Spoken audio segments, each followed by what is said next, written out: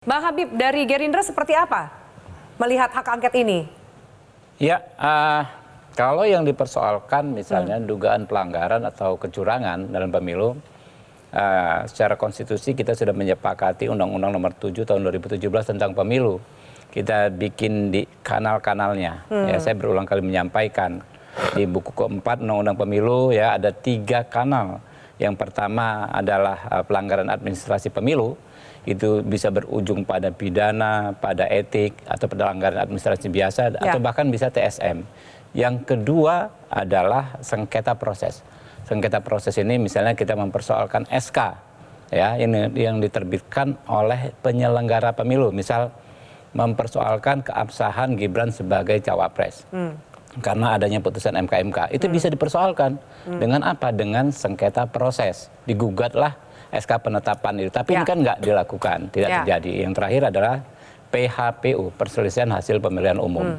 Nah, ini semua dibikin ya menjelang tahun 2017, kemudian disahkan dari pada tahun 2017 supaya semua ketidakpuasan, semua protes itu ada tempat penyalurannya. Oke, sekarang kita bicara angket sebagai salah satu hak DPR. Ya, pasal 79 Undang-Undang MD3.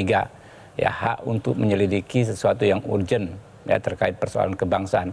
Boleh-boleh saja sepanjang tidak memasuki kompetensi yang saya bilang tadi ya.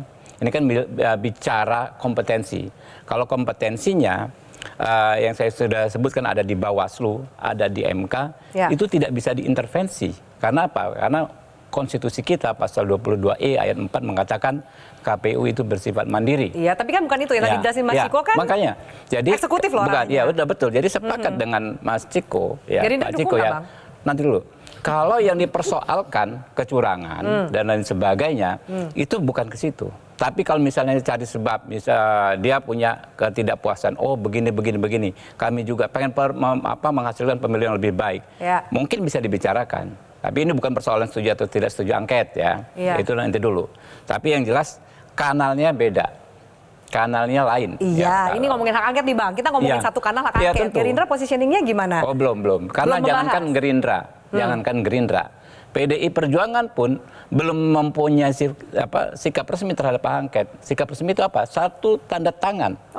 Ya, satu tanda tangan pun belum ada yang disampaikan oleh rekan-rekan PDI Perjuangan. Jadi masih wacana ngelihatnya? Ya pasti wacana. Sebab kalau bukan wacana, walaupun ini reses, ya kan harusnya sudah ada. Kan nggak menghalangi, ya.